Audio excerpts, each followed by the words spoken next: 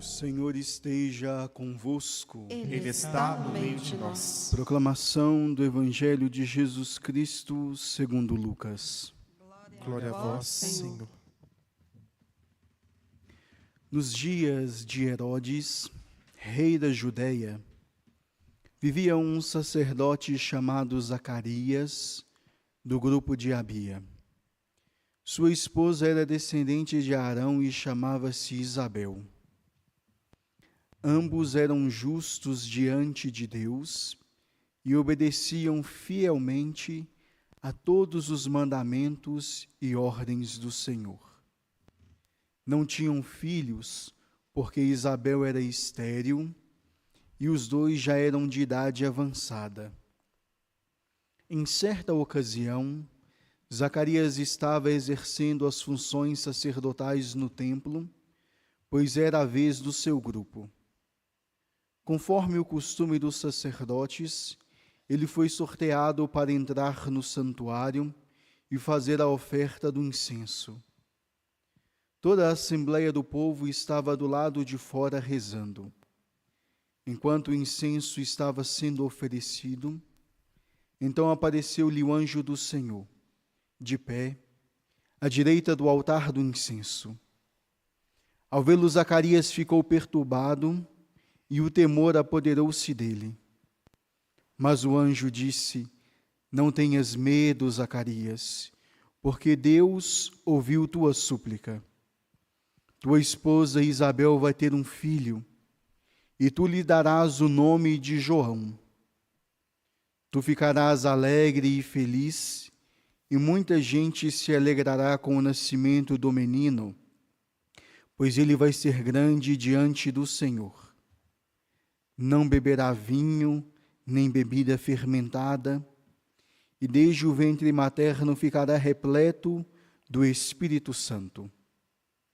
Ele reconduzirá muito dos povos de Israel ao Senhor seu Deus, e há de caminhar à frente deles com o espírito e o poder de Elias, a fim de converter os corações dos pais aos filhos e os rebeldes à sabedoria dos justos, preparando para o Senhor um povo bem disposto. Então Zacarias perguntou ao anjo: Como terei certeza disto? Sou velho e minha mulher é de idade avançada. O anjo respondeu-lhe: Eu sou Gabriel. Estou sempre na presença de Deus e fui enviado para dar-te esta boa notícia. Eis que ficarás mudo e não poderás falar, até o dia em que essas coisas acontecerem, porque tu não acreditastes nas minhas palavras, que hão de se cumprir no tempo certo. O povo estava esperando Zacarias e admirava-se com a sua demora no santuário. Quando saiu, não podia falar-lhes, e compreenderam que ele tinha tido uma visão no santuário. Zacarias falava com sinais e continuava mudo. Depois que terminou seus dias de serviço no santuário, Zacarias voltou para casa. Algum tempo depois, sua esposa Isabel ficou grávida e escondeu-se durante 5 meses. Ela dizia: Eis que o Senhor fez por mim nos dias em que ele se dignou tirar-me da humilhação pública. Palavra da salvação. Glória a vós, Senhor. As palavras do Santo Evangelho perdoe os nossos pecados e nos conduza à vida eterna. Amém. Amados irmãos, amadas irmãs, saúde e paz. Acabamos de ouvir aqui no capítulo 1 do Evangelho de São Lucas, narrado por ele, o nascimento de João Batista. Eis que o anjo do Senhor, Gabriel, aparece no templo a Zacarias, anunciando-lhe ali a boa nova, a boa notícia, de que ele e Isabel, sua esposa, ficariam grávidos. E Zacarias tem ali um grande temor diante do anjo Gabriel, o anjo do Senhor. Zacarias já estava velho, assim também como sua esposa, e ela também era estéril. Por não acreditar de imediato naquilo que o anjo lhe predissera, Zacarias fica um tempo mudo até que todas aquelas coisas pudessem também se cumprir. E ao retornar para casa, depois de ter cumprido todo o seu serviço no templo, Isabel ainda esconde por 5 meses a sua gravidez. E depois de algum tempo, recita aquilo que nós acabamos de ouvir: eis que o Senhor fez por mim, nos dias em que Ele se dignou tirar-me da humilhação pública. Sobretudo, as mulheres que não poderiam ter filho se encontravam numa grande humilhação pública. Zacarias também, por ser um sacerdote. E aqui, amados irmãos e irmãs, ao meditarmos a santa palavra de Deus, ao ouvirmos aquilo que Deus traz ao coração de cada um, nos preparando já para o nascimento de seu filho, neste tempo que se aproxima do Natal, nós podemos ver também a vida de cada um de nós. Como que está o nosso encontro com Deus? Às vezes nós, assim como Zacarias, nos colocamos em oração. Pedimos a Deus tanto uma graça que Ele olha para nós, que precisamos da sua ajuda, que o seu amor, que a sua misericórdia se volte para cada um de nós. E incansavelmente nós rezamos. Pedimos a Deus que aquele benefício, que aquela graça que nós tanto precisamos, volte para cada um de nós. E nós não deixamos de fazer isso assim também, como Zacarias não deixou. Tantos e tantos anos da sua vida, rezando, pedindo ao Senhor Deus que lhes concedesse a graça de ter um filho. Então, de Zacarias, que tem esse pedido a Deus há tanto tempo, e de Isabel, estéril, Deus lhes dá um grande presente. João Batista, aquele que é o anunciador, aquele que é o precursor dos caminhos de Jesus, aquele que prepara, aquele que aplana, aquele que organiza os caminhos de Jesus. E é Ele mesmo que nos diz: olha, eu vos batizo com água, depois de mim virá aquele que vos batizará no fogo e no Espírito Santo. Dele eu não sou digno de sequer desamarrar as correias de suas sandálias. João Batista é o último dos profetas. E também nos ensina que, mesmo com a graça que Deus coloca diante dos nossos olhos, com aquilo que Deus nos concede, a gente precisa cultivar dentro de nós todos os dias a sabedoria da humildade. E não arrogarmos para nós em tempo algum aquilo que não é nosso, o caminho que não é nosso, a vida que não é nossa. Mas sermos obedientes a Deus, fazermos aquilo que o Senhor nos indica, que o Senhor nos pede, que o Senhor nos mostra. E João Batista tem isso muito de seus pais, de Zacarias e de Isabel. Assim como nos diz a palavra de Deus, que Zacarias e Isabel, eles eram tementes a Deus e observavam em tudo os mandamentos. E olha, para a gente poder ver, né? Se mesmo quem está no caminho de Deus, quem observa os mandamentos de Deus, quem persevera nos caminhos da bem-aventurança, quem está na graça de Deus, também sofre, também tem as suas dificuldades, também tem os seus desafios para poder experimentar todos os dias.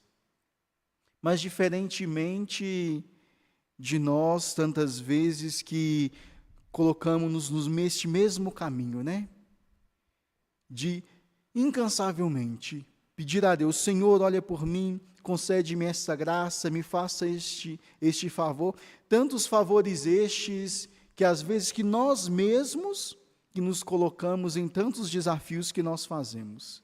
Às vezes nós nos colocamos numa enrascada, nos colocamos numa dificuldade por opção nossa, por escolha nossa, e a gente vai correndo a Deus, pedir a Deus para nos tirar daquela dificuldade.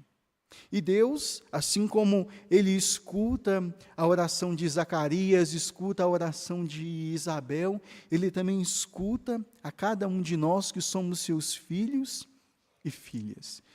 Deus, amados irmãos e irmãs, em tempo algum, em momento algum, Ele deixa de olhar para nós. Ele deixa de escutar os nossos pedidos, os nossos clamores, aquelas orações que estão no mais profundo do nosso coração, que nem sequer a nossa oração ousa pedir. Mas Deus, Ele não se esquece de nós. Às vezes, somos nós mesmos que nos esquecemos de Deus, colocamos outras coisas no lugar de Deus. Mas quando às vezes as coisas, e quase sempre as coisas apertam para o nosso lado, a gente corre para o lado de Deus, pedindo para Ele olhar por nós. E assim como Zacarias, ele entra no templo, certamente já estava acostumado por ser um sacerdote, assim também nós precisamos, junto com ele, fazermos diferente. Além de entrarmos no templo, além de entrarmos nas nossas igrejas, entrarmos na dinâmica do tempo de Deus. Porque o tempo de Deus, ele não é igual ao nosso tempo. O tempo de Deus não é igual ao nosso tempo. Quem dera se fosse igual ao nosso tempo, né? Senhor, eu quero esta graça, eu preciso disso, e nos toque de dedos, Deus nos concedesse, né?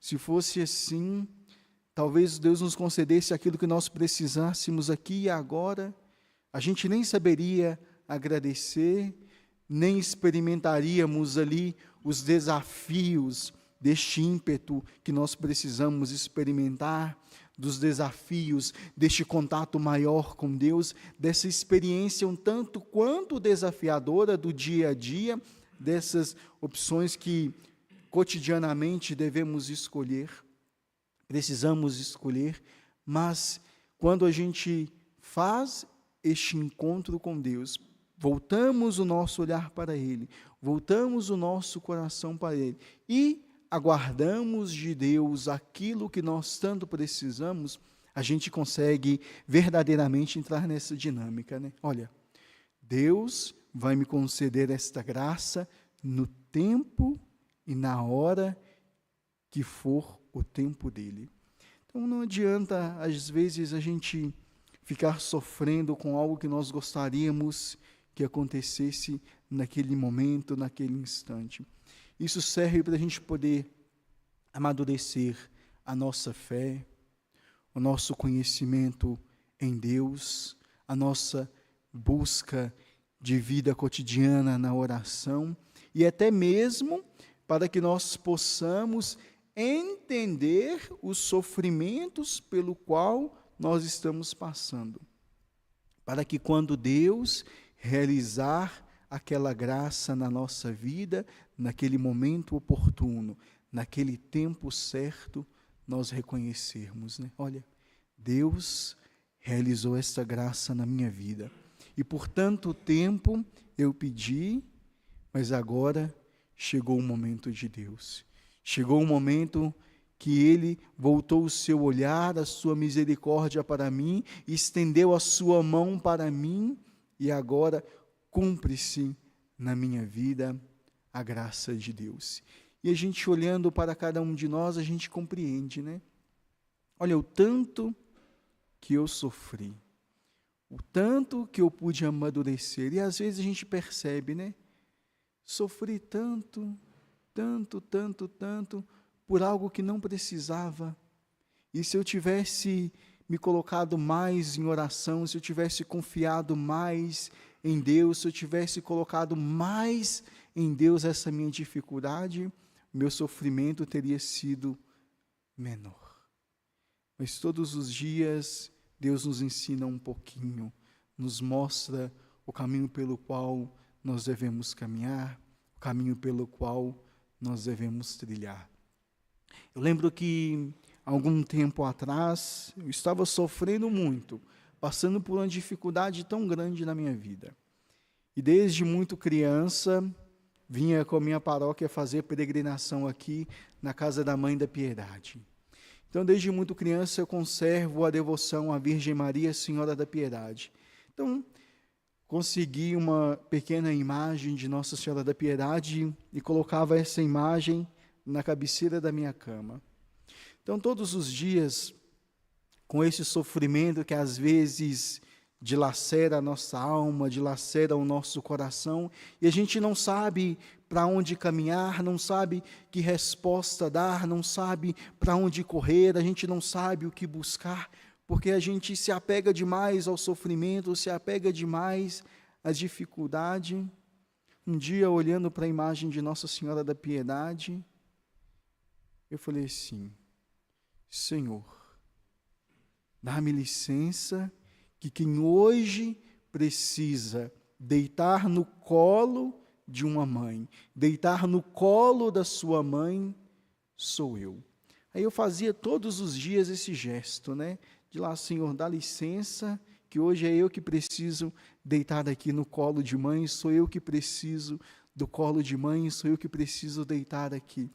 E ali, verdadeiramente, eu me colocava nos braços de Maria, me colocava ali todas as minhas angústias, os meus sofrimentos, as minhas dificuldades, e olha, tudo passa.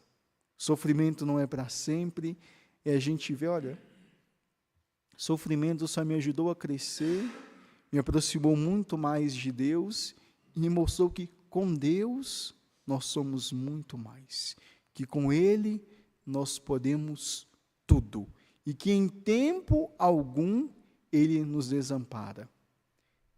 O que nos desampara é quando as nossas dificuldades tomam conta da nossa vida, quando nos entregamos a ela e não enxergamos mais nada.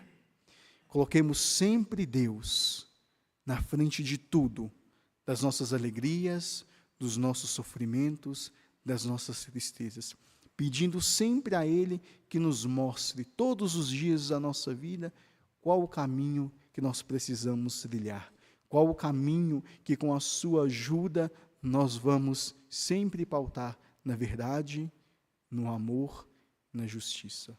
Louvado seja nosso Senhor Jesus Cristo. Seja louvado.